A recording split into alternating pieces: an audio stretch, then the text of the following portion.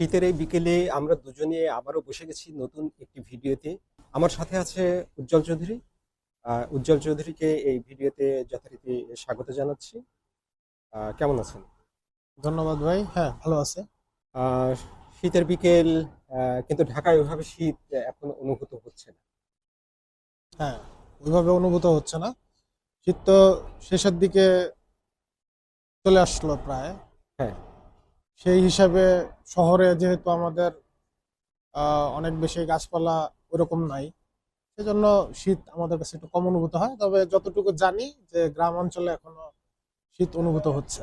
হ্যাঁ, শীত অনুভূত হচ্ছে গ্রামাঞ্চলে। গ্রামের আত্মীয় স্বজন যারা আছে তাদের সাথে যোগাযোগ হলে জানতে পারি শীত আছে। তো শীতকালে শীতটা থাকবে সেটাই স্বাভাবিক, না থাকাটাই খুব মানে একটা কি ব্যাপার, আশঙ্কের এবং আতঙ্কের ব্যাপার। হ্যাঁ, আহ, আবহাওয়া তো এখন পরিবর্তন হয়ে যাচ্ছে অনেক। গ্লোবাল মানে বৈশ্বিক উষ্ণায়ন এটা খুব এফেক্ট করতেছে আমাদের সবার জীবনে। এই কারণে আরো বেশি সমস্যা হচ্ছে আর কি। আর সভ্যতার অগ্রগতির সাথে সাথে এই সমস্যাটা অনেক বেশি দিন দিন বাড়তেছে। আচ্ছা, তো এই সমস্যাগুলোর উপরে তো আমাদের হাত নেই। আজকে আমরা একটা বিষয় আলোচনা করতে পারি। হ্যাঁ, অবশ্যই। বিষয়টা হচ্ছে যে জুলাই গণঅভ্যুত্থানের পরে বাংলাদেশ এবং ভারতের মধ্যে একটা মনে হয় যেন কোল্ড ওয়ারের মতো একটা অবস্থা তৈরি হয়েছে, স্নায়ুযুদ্ধের মতো একটা অবস্থা তৈরি হয়েছে। এখান থেকে কিছু মানুষ কিছু ধরনের কথা বলছে, ওপার থেকে কিছু মানুষ নানান ধরনের কথাবার্তা বলছে, কেউ হুমকি দিচ্ছে, ধামকি দিচ্ছে, পাল্টাপাল্টি এরকম। তো এই হুমকি ধামকি শেষাবধি আমরা সপ্তাহখানেক আগে বা দিন দশেক আগে বাংলাদেশের সীমান্তে বেশ একটা উত্তেজনা দেখলাম দুই দেশের নাগরিকদের মধ্যে, যেটা খুব আতঙ্কের এবং আশঙ্কার ছিল। সত্যি বলতে কি, যে আমার কাছে যেটা মনে হয়েছে, ইন্ডিয়ান গণমাধ্যমগুলো আহ, বাংলাদেশ সম্পর্কে অনেক মিথ্যা এবং ভুল তথ্য দিয়ে সেদেশের সাধারণ মানুষদেরকে, নাগরিকদেরকে একরকম খেপিয়ে তুলেছে। এই যে মিডিয়ার একটা ভূমিকা, আপনি এই বিষয়টাকে কি দৃষ্টিতে দেখছেন? প্রথমে যেটা বলি, আমার মনে হয় যে একটা বিষয় সম্পর্কে যদি আমরা একটা পরিষ্কার সিদ্ধান্তে আসতে পারি যে মিডিয়া আসলে কি, ব্যাপারটা আসলে কি, হুম। এটার যদি পুঁথিগত সংজ্ঞার দিকে যদি না যাই, সহজ বাংলায় আমি যেটা বুঝি সেটাই বলি। সেটা হচ্ছে যে মিডিয়া হচ্ছে একটা প্রচার মাধ্যম। রাষ্ট্র তার জনগণের জনগণকে নিয়ন্ত্রণ করার জন্য এই প্রচার মাধ্যমটা তার সুবিধা মোতাবেক ব্যবহার করে। আমি মিডিয়া বলতে এটাই বুঝি, বা আমার কাছে এখন পর্যন্ত এটাই মনে হচ্ছে। এখন আপনি যে উদাহরণটা দিলেন, হুম। এই উদাহরণটা খুবই ইন্টারেস্টিং। মানে মিডিয়া ব্যবহার করে রাষ্ট্র যে কিভাবে তার জনগণকে বা রাষ্ট্রের নাগরিকদের কিভাবে সে ম্যানুপুলেট করতে পারে। সাম্প্রতিক সময়ে ভারত এই দৃষ্টান্তটা খুব মানে সুন্দরভাবে উপস্থাপন করতে পারছে বলে আমার কাছে মনে হয়। যে তাদের যে মিডিয়ার অবস্থা, সেটা হচ্ছে মানে আমরা তো দেখলাম, দেখে আমাদের তো একটা এক্সপিরিয়েন্স হইলো। হুম। হুম। তো এই মিডিয়ার যে অবস্থা, এইটাকে ওইখানকার একজন খুব প্রথিতযশা সাংবাদিক আছেন, নাম হচ্ছেন রবিশ কুমার। রবিশ কুমার এই মিডিয়ার নাম দিয়েছিলেন হচ্ছে গদি মিডিয়া। মানে হচ্ছে এটা সরকারের কোলে উঠে বসা মানে মিডিয়া। ক্ষমতাকে তোষণ করবে, হ্যাঁ, ক্ষমতাকে তোষামোদী করবে, হ্যাঁ, ক্ষমতার স্তুতি করবে, হ্যাঁ, এরকম বিষয়। হ্যাঁ। তো এই মিডিয়া ওই আপনার সরকারের যে পলিসিটা সেটাই তারা বাস্তবায়ন করলো, আমরা দেখলাম হুম। আর কি, এবং চাক্ষুষ ভাবে এটা দেখা গেল। ফলে যেটা হলো সেটা হচ্ছে যে সাধারণ জনগণের মধ্যে একটা প্রচুর বিভ্রান্তি ছড়ালো, একটা ভুল ধারণা পোষণ করলো তারা সবকিছু মিলায়ে।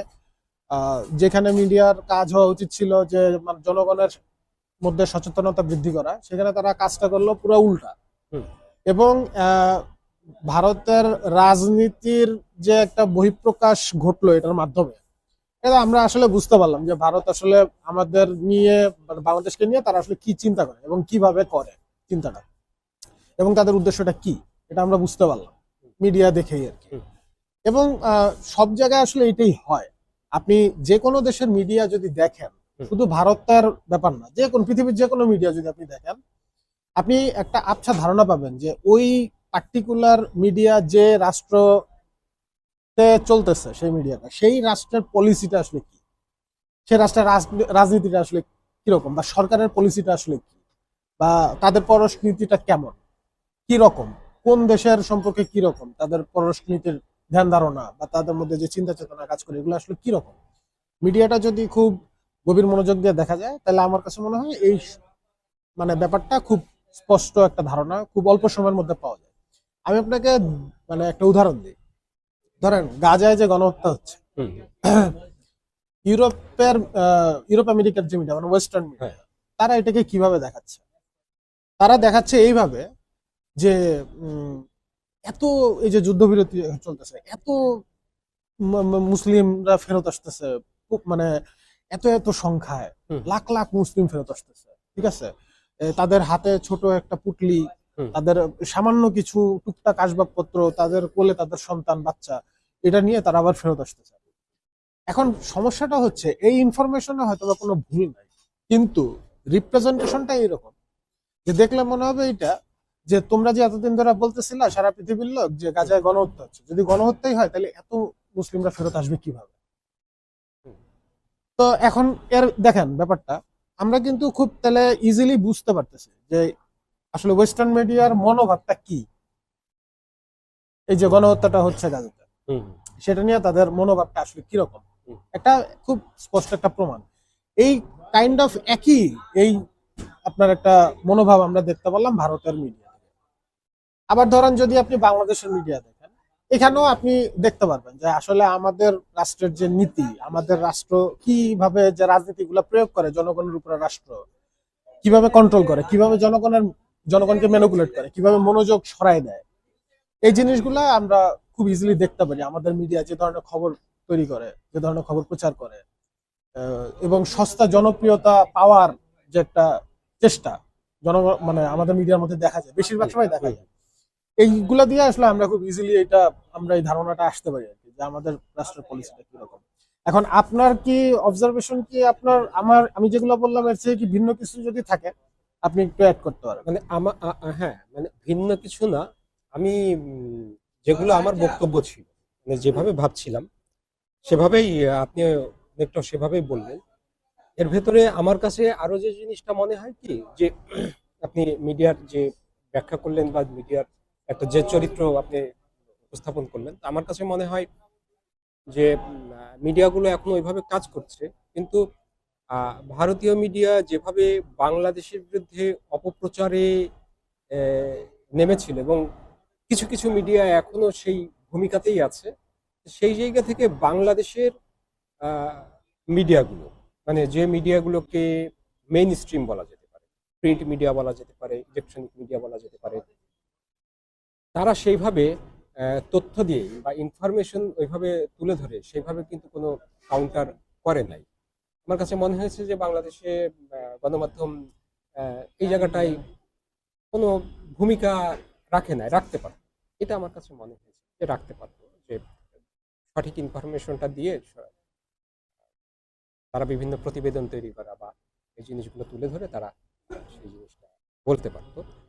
তবে যেটাই হোক, আহ, মানে আমার কাছে খুব আশ্চর্য লাগে যে এটা তো চরম সত্য যে মানে ভারত বাংলাদেশ, বিশেষত পশ্চিম বাংলা, বাংলাদেশ এবং বাংলাদেশের পাশে ভারতীয় যে বাংলা ভাষাভাষী রাজ্যগুলো আছে, এই সমস্ত অঞ্চলের মানুষদের মধ্যে কিন্তু ভারত ভাগের পর থেকে 1947-এর পর থেকে কিন্তু একটা কিন্তু সম্পর্ক কিন্তু ছিল এবং আছে। হ্যাঁ, এটা কিন্তু অস্বীকার করার মতো নয়, কিন্তু এই যে মিডিয়া তাদের ভূমিকা রেখে যে মারমুখী এবং পরস্পরকে ভীষণ এক শত্রুর মুখোমুখি দাঁড় করালো, এটা আহ, ঠিক আমার কাছে মনে হয়েছে যে ভারতীয় সংবিধান এবং ভারতীয় রাষ্ট্রের যে চরিত্র ছিল, তার সাথে এটা আমার কাছে মনে হয় যে আহ, যায় না। হ্যাঁ, আপনি খুব একটা মানে ইন্টারেস্টিং এবং খুবই ইম্পর্ট্যান্ট একটা পয়েন্ট এখানে উল্লেখ করছেন, আমার কাছে যেটা মনে হইলো সেটা হচ্ছে যে রাষ্ট্রের চরিত্র, ভারত রাষ্ট্রের চরিত্র, ঠিক আছে, মানে ভারত আগে যেরকম ছিল বা তার যে রাজনীতি, তার যে পলিসি রাষ্ট্রের, সেটার যে চরিত্র আর এখনকার যে চরিত্র, এটার মধ্যে আপনি একটা পয়েন্ট আউট করছেন আর কি। এখন আমি 3 বছর আগে মোটামুটি ভাবে একটা রিপোর্ট পড়ছিলাম, যেটা সম্ভবত আমাদের এইখানে, হ্যাঁ আমাদের এই মানে আমাদের দেশের মিডিয়া গুলাতেই, আমি একটা প্রিন্ট মিডিয়াতেই একটা রিপোর্ট পড়ছিলাম। সেটা হচ্ছে নোয়াম চমস্কি বলছিলেন যে ভারতে ফ্যাসিবাদের লক্ষণ সুস্পষ্ট। তো ওইখানে ওই রিপোর্টের মধ্যে উনি এটার একটা বিস্তারিত ব্যাখ্যা দিছিলেন যে এটা কিরকম, ফ্যাসিবাদের এখন কোন পর্যায়ে আছে।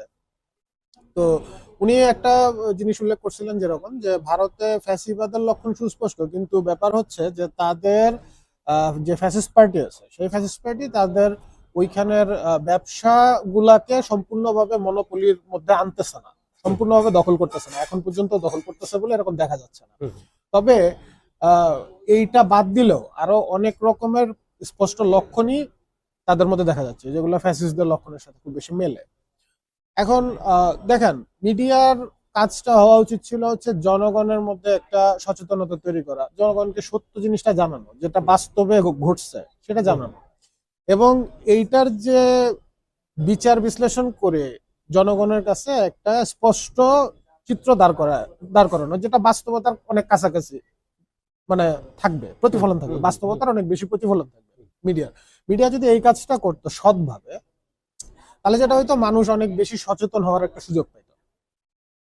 কিন্তু এখন মিডিয়া ব্যবহৃত হচ্ছে, আহ, সেটা হচ্ছে যে সরকারের পলিসি বাস্তবায়ন অধিকাংশই করে, রাষ্ট্রের পলিসি অধিকাংশই বাস্তবায়ন করা হচ্ছে মিডিয়া দ্বারা। হুম, সরকার, হুম, মিডিয়া ব্যবহৃত হচ্ছে। হুম, সেই জন্য আমরা এরকম দেখতে পারতেছি, আমরা সত্যের জায়গায় মিথ্যা দেখতে পারতেছি অনেক বেশি, যাতে কমিউনিকেশন মিসকমিউনিকেশন তৈরি হয় দুইটা দেশ জাতির মধ্যে, দেশের জনগণের মধ্যে, আমরা এগুলো দেখতে পারতেছি। কিন্তু এরকম তো আসলে হওয়ার কথা ছিল না। কিন্তু ভারতের যে এখন রাজনীতির যে চরিত্র, তাদের মিডিয়া থেকে দেখলে এই জিনিসটা খুব সহজে আন্দাজ করা যায়। এবং এখন তাদের মিডিয়ার অবস্থান সম্ভবত হচ্ছে, আমার যদি ভুল না হয়, সারা পৃথিবীর মধ্যে 168তম সম্ভবত। আচ্ছা আচ্ছা।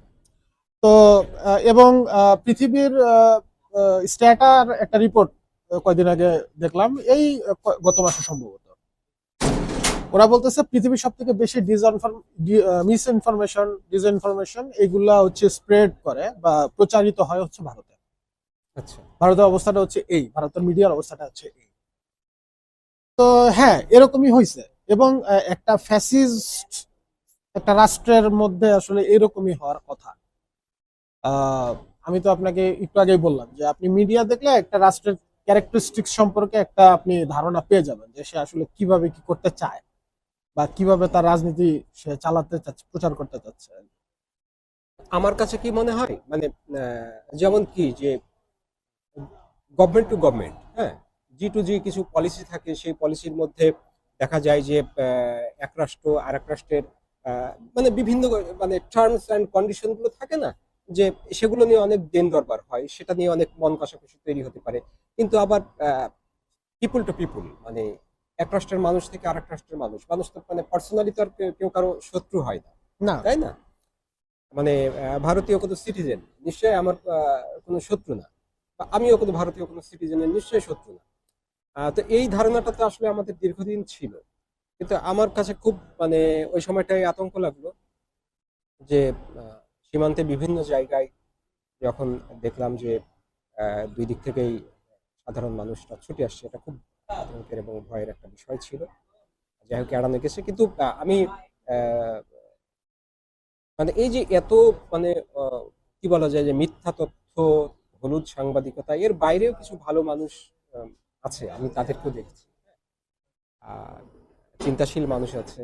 হ্যাঁ, আমি ভারতীয় কিছু সাংবাদিকের কথা কিন্তু আমি শুনেছি, এবং তারা খুব জোর দিয়ে, হ্যাঁ, যে মিথ্যা তথ্য দিয়ে মানুষকে সেখানে যেমন বাংলাদেশ সম্পর্কে একরকম খেপিয়ে তোলা হচ্ছিল। আহ, বাংলাদেশের অনেক মিডিয়া না হলেও ইউটিউবের অনেকে আছে কন্টেন্ট তৈরি করে, তারা বিভিন্ন ধরনের এগুলোকে কি বলবো মানে ঠিক বিশ্লেষণ। মানে বিশ্লেষণ না, মানে আহ, এটাকে পুশিন করা বা উস্কানি, বা থাকে না যে অনেক জিনিস যেগুলো অপ্রাসঙ্গিক, অপ্রয়োজনীয়, হ্যাঁ, যেগুলো বলা এ ধরনের কেউ কেউ বলছে, বলে দেখা যায় যে একটা দূরত্ব তৈরি করছে। সেই জায়গায় কিছু কিছু আমি সাংবাদিকদেরকে আমি দেখেছি, তারা বাংলাদেশ সম্পর্কে খুব ভালো স্টাডি তারা করেন, এবং যে কোনো বাংলাদেশের সামাজিক কালচার, বাংলাদেশের মানুষের যাবতীয় আচার আচরণ এ সমস্ত কিছু নিয়েও তারা খুব পজিটিভলি বলেন। এগুলো আবার তখন খুব ভালো লাগে। আপনি যেটা বলতেছেন এই ঘটনাটা ওইখানে ঘটছে, এবং আমি একজন ভারতের একজনের সাথে আমি কথা বলতেছিলাম এই তো গত মাসেই। ওনাকে আমি কথা প্রসঙ্গে এই প্রসঙ্গটা আসছে ওনার সাথে আমার।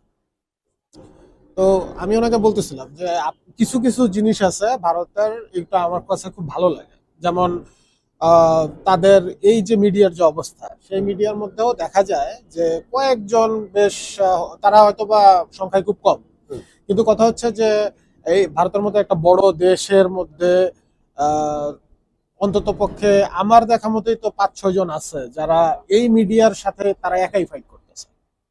আচ্ছা, ঠিক আছে, তো এই জিনিসটা আমার কাছে খুব ভালো লাগে। তখন উনি আমাকে খুব একটা ইন্টারেস্টিং পয়েন্ট বললো, এটা আসলে আমি আগে কখনো এভাবে চিন্তা করিনি। উনি আমাকে বললো যেটা, সেটা হচ্ছে যে এটা হচ্ছে সম্পূর্ণভাবে একটা ব্যক্তি উদ্যোগের ফলাফল।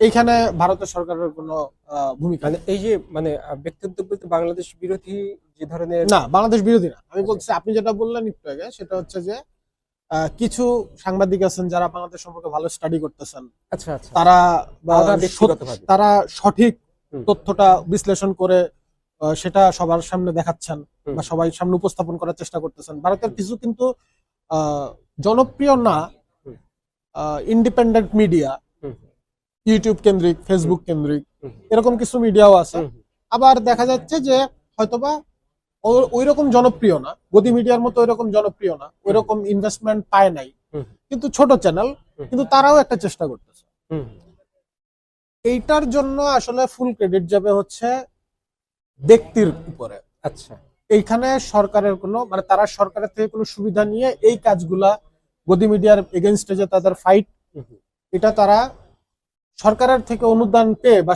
সাহায্য সুবিধা পেয়ে হুম, এই কাজগুলো তারা করতেছে না। তারা এগুলো করতেছে সম্পূর্ণ নিজের উদ্যোগে, হুম, নিজের পকেটের পয়সা খরচ করে, নিজের পরিশ্রমে, নিজের পরিশ্রম করে আর কি, নিজেই সম্পূর্ণ নিজের উদ্যোগে। এটা আমি ওনার কাছ থেকে শুনলাম আর কি।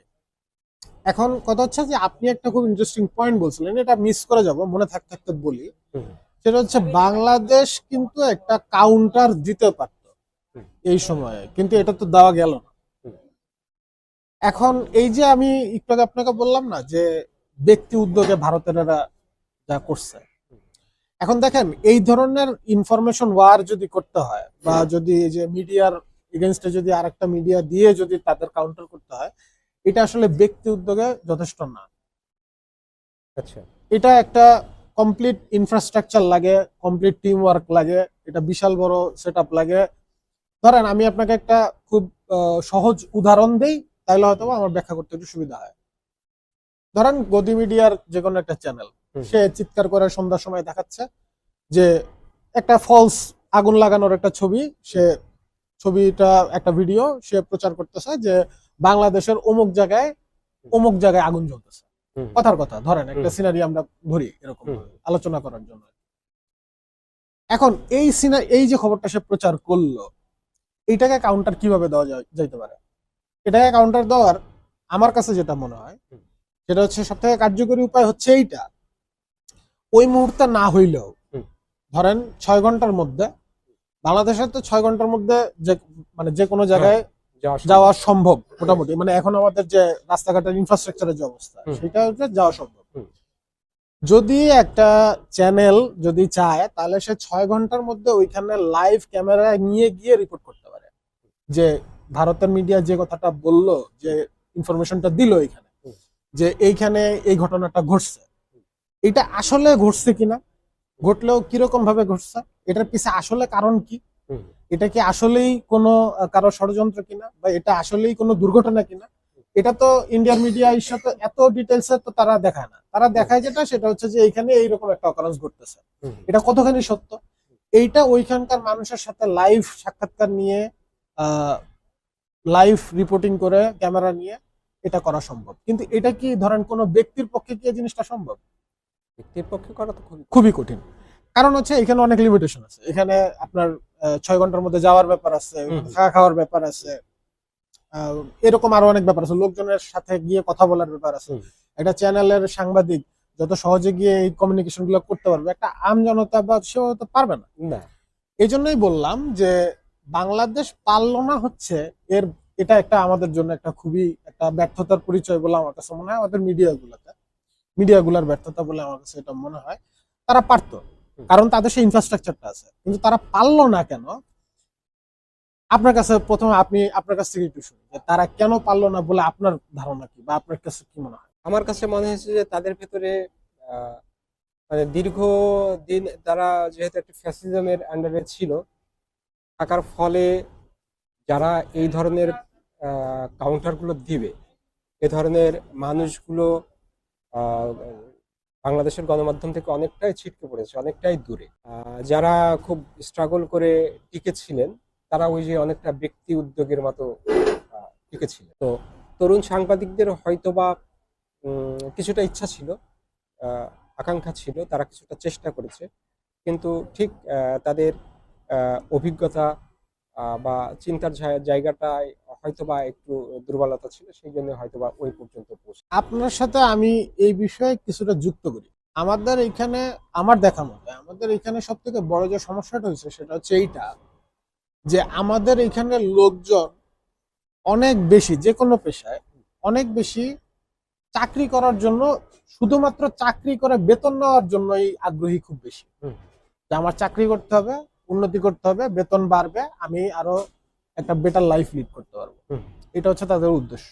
মানে একটা ফিল্ড, সেই ফিল্ডে কিছু অবদান রাখা, সেই ফিল্ডে মানে নতুন কিছু করা বা লেভেল ব্রেক করা, নতুন চ্যালেঞ্জ ফেস করা, এই ধরনের ইন্টেনশন গুলো আমাদের এখানে খুবই কম, যে কোনো সেক্টরে খুবই কম। হ্যাঁ, তারপরেও একটা কথা বলতে হবে, এখানে অবশ্যই স্বীকার করতে হবে, সেটা হচ্ছে আমাদের মিডিয়ার ভালো কাজ যে নাই বিষয়টা কিন্তু তা না। আমাদের এখানে ভালো কাজ আছে। আপনি দেখেন ওই যে অনুসন্ধানে যে রিপোর্ট গুলা হয়, দেখ ওই রিপোর্ট গুলা দেখলে কিন্তু আমাদের এটা, মানে এটা নিয়ে ডাউট করার কোনো কারণই নাই যে আমাদের ক্যাপাসিটিতে সমস্যা। আমাদের অবশ্যই ক্যাপাসিটি আছে। আমাদের এখানে যারা সাংবাদিক, যারা কাজ করেন, অবশ্যই তাদের যোগ্যতা আছে, যোগ্যতা নিয়ে কোনো ডাউটই নেই। কিন্তু সমস্যাটা হচ্ছে এইটা, যে এই যে একটা প্যাশন, হ্যাঁ, এই যে একটা আগ্রহ, এই যে একটা নতুন কিছু, মানে নতুন উদ্যম নিয়ে যে একটা চ্যালেঞ্জের মোকাবেলা করা, এই যে স্রোতের বিপরীতে যে ঠেলা, এইটা আসলে মানে সবার মধ্যে নাই, আছে খুব কম। বিশেষ করে যারা চাকরি করেন এদের মধ্যে খুব কম। আর যাদের মধ্যে আছেন, যাদের মধ্যে এই ব্যাপারগুলো আছে, আমাদের ইনস্টিটিউট যেহেতু ওইভাবে দাঁড়া হয় নাই, ইনস্টিটিউটের নামে যেগুলো দাঁড়া হয়েছে সেগুলোর মধ্যেই সিস্টেমটাই এরকম ভাবে করে রাখা হয়েছে যে এইগুলা যাদের মনে এই গ্রহগুলা থাকবে, স্রোতের বিপরীতে যাওয়ার একটা তীব্র আকাঙ্ক্ষা থাকবে, নতুন কিছু করার অদম্য ইচ্ছা থাকবে, তাদেরকে সিস্টেমই এমন ভাবে সেট করা আছে যে তারা আসলে এই জিনিসটা খুব বেশি দিন লালন করতে পারবে না। এইভাবেই করা আছে। আমাদের সমস্যাটা হয়ে গেছে এইখানে, যে ইন্ডিয়ার, এটা আমাদের একটা সুবর্ণ সুযোগ ছিল যে ইন্ডিয়ার মিডিয়াকে বিড করা, কিন্তু সেই সুযোগটা আমরা শুধুমাত্র এই কারণে পারলাম না যে এইখানে আমাদের কোনো অর্গানাইজড কোনো চিন্তা ভাবনা করার, এইরকম চিন্তা ভাবনা করার মতো আসলে ওইরকম কোনো মানে লোক বেশি মাত্রায় অবশিষ্ট নেই। আর কয়েকজন অবশ্যই খুব ভালো ভালো সাংবাদিক আছেন, অনেক মানে বেশি পড়াশোনা করা লোক, সৎ, নীতি আদর্শবান। একজনের নাম বলতেই হবে, নুরুল কবির। হ্যাঁ, হ্যাঁ, আমি একটু বলি, হ্যাঁ, হ্যাঁ, না বললে পারে আমার ভেতরে একটা থেকে যাবে। মানে আমি উনার যে মানে প্রধান উপদেষ্টার যে সাক্ষাৎকার নিলেন, আমি প্রথম এরকম কোন সাংবাদিককে দেখলাম যে রাষ্ট্রপ্রধানের সামনে নিঃসংকোচে তাকে প্রশ্ন করছে। হ্যাঁ, মানে রাষ্ট্রপ্রধানকে নিঃসংকোচে প্রশ্ন করছে, এরকম কোন সাংবাদিককে আমি প্রথম দেখলাম। এর আগে আমার না, এরকম জীবনে দেখা হিস্ট্রি তেমন, আমাদের হিস্ট্রি তেমন হয় এটাই প্রথম হচ্ছে এবার আমার জানা মতে। এবং আমি নুরুল কবিরের গতকালকে সম্ভবত জন্মদিন ছিল। হ্যাঁ, মানে এখন কথা হচ্ছে ভাই, নুরুল কবির আমাদের কয়টা আছে? আমাদের তো নুরুল কবির বেশি নাই, এটা তো সত্য কথা।